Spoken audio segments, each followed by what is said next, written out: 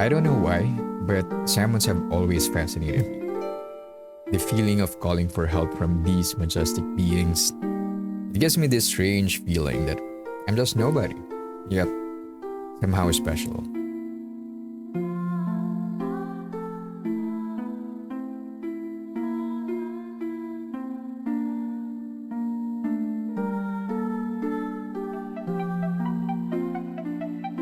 Today we'll start our very first salmon analysis, beginning with one of the most iconic salmons in JRPG history, Shiva the Empress of Ice.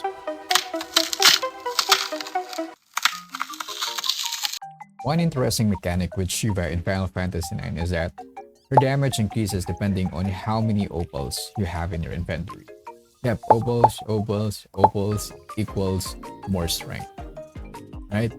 So Shiva becomes more powerful as we have more gemstones. And honestly, I kind of wish I had known this sooner.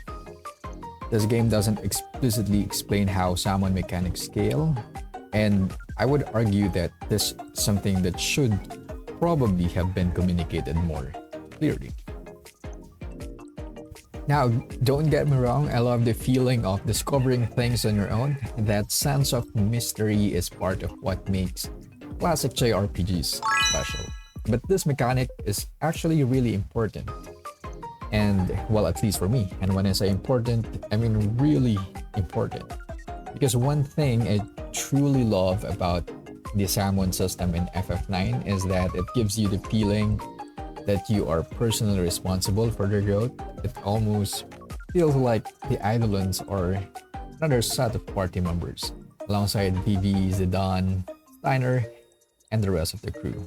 You strengthen them by collecting more gemstones, and honestly, that's such a cool idea.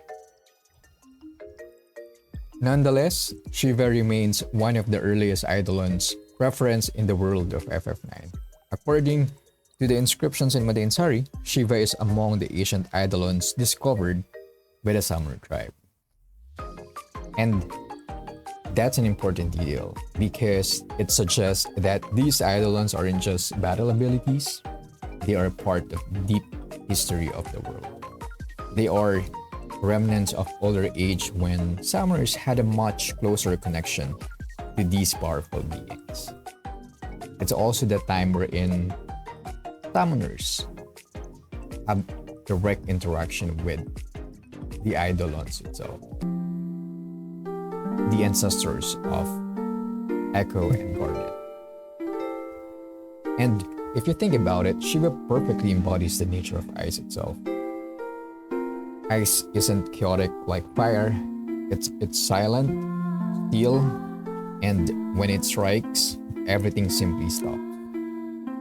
Time freezes, movement ends, and the battle becomes frozen sculpture. In that sense, Shiva doesn't destroy the world violently, he preserves it in silence.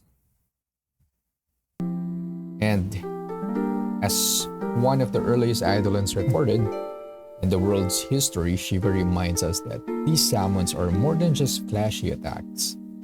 They are echoes of an ancient power, one that shaped the world long before Zidane and the others began their journey.